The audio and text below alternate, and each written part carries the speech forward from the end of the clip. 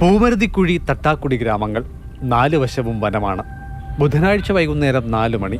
മറിയാമ്മയുടെ മകൻ ജോസിയാണ് പശുക്കളെയും കിടാങ്ങളെയും തീറ്റാനായി കൊണ്ടുപോയത്. വീട്ടിൽ നിന്നും ഏറെക്കുറെ 300 മീറ്റർ അകലെ കാലികളെ മേയാൻ വിട്ടിട്ട് മകൻ തിരികെ എത്തി. അരമണിക്കൂർ പിന്നിട്ടതോടെ കറമ്പി പശു ആക്രമിക്കപ്പെട്ടു. കൊണ്ടുവിട്ടത് മോനാ ഇവിടുന്ന് അഴിച്ചു തീറ്റാൻ കൊണ്ടുപോയി.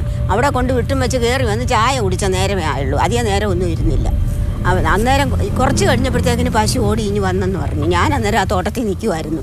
പശുവിനെ ഞാൻ കണ്ടില്ല. തോട്ടത്തിൽ തന്നെ ഞാൻ ഉണ്ടായിരുന്നു, പക്ഷെ പശുവിനെ കണ്ടില്ല.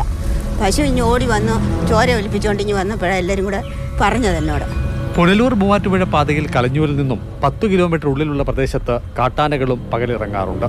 റബ്ബർ കൂടുതലായി കൃഷി ചെയ്യുന്ന മേഖലയിൽ ഇതര കൃഷി വന്യജീവി ശല്യത്തെ തുടർന്ന് അസാധ്യമായിരിക്കുകയാണ്.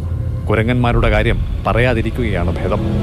ഇതെല്ലാം ഞങ്ങളുടെ കൃഷിയെല്ലാം വെച്ചാൽ മയില്, സകല ഈ സിംഹവും പുലിയല്ല, ഈ പിന്നെ കരടിയല്ലാത്ത മറ്റുള്ള എല്ലാ ജീവികളും ഇവിടെ ഉണ്ട്, പരമൃഗങ്ങളെല്ലാം ഇവിടെ ഉണ്ട്.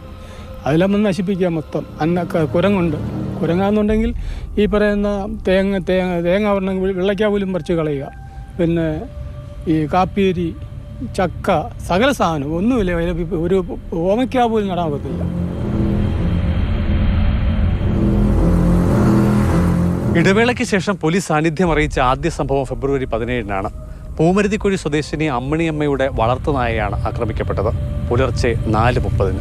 എൻ്റെ കൊങ്ങയ്ക്ക് ഇവിടെ മൊത്തം കടിച്ചു പറിച്ചങ്ങ് എടുത്തു.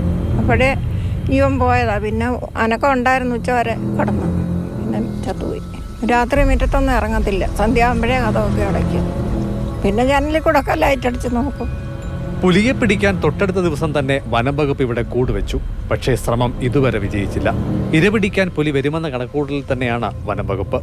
പുലി ഇറങ്ങിയ തട്ടാക്കുടിയും പൂമരുതിക്കുഴിയും തമ്മിൽ 1/2 കിലോമീറ്റർ മാത്രമാണ് അകലം. കലഞ്ഞൂർ ഗ്രാമപഞ്ചായത്ത് പരിധിയിലെ വിവിധയിടങ്ങളിൽ കഴിഞ്ഞ 2 വർഷ കാലയളവിനിടെ പുലി വളർത്തുമൃഗങ്ങളെ പിടിച്ച ഒട്ടനവധി സംഭവങ്ങൾ ഉണ്ടായിട്ടുണ്ട്. ഏറ്റവും ഒടുവിൽ തട്ടാക്കുടിയിലും അത് സംഭവിച്ചു. ഇഞ്ചപ്പാറയിൽ 5 മാസങ്ങൾക്ക് മുൻപ് വനം വകുപ്പ് സ്ഥാപിച്ച കൂട്ടിൽ പുലി അകപ്പെടുകയും ചെയ്തിരുന്നു. ഗ്രാമവാസികളാകെ പ്രാണഭയത്തിലാണ്. ക്യാമറമാൻ ജയചന്ദ്രൻ പുല്ലമ്പാറയ്ക്കൊപ്പം CK അഭിലാൽ, മാതൃഭൂമി ന്യൂസ്.